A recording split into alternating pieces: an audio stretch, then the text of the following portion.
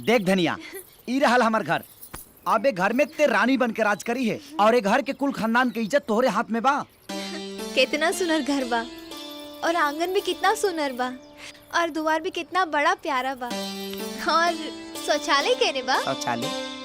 शौचालय है जितना खेत खलिहान खाली बा सब शौचालय ही तहा लोटा लेके केनियो निकल जी है। हाँ, एकर मतलब खुला में जाए के पड़ी। हाँ, यहाँ सब लोग खुले में जाला। वाह रे मर्द, एक ओरी कहत आरो कि खानदान के मर्यादा और कुल के इज्जत संभाल के रखी है और दूसरा ओरी खुला में शौच करे खातिर भेजे तारो।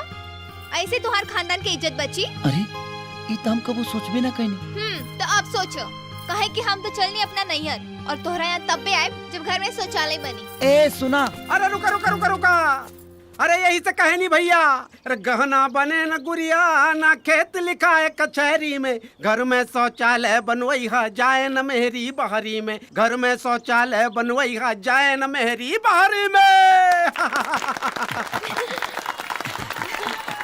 अरे वाह राजा, तू तो बहुत अच्छा कलाकार बाड़ा, पूरा ड्रामा के जमा देला। Thank you partner. पार्टनर हाँ जी मैम जी। लगा तो तोर दाल गल गई। कौन दाल? खेसारी के दाल आजकल ढेर गल जाता है जी। तालिया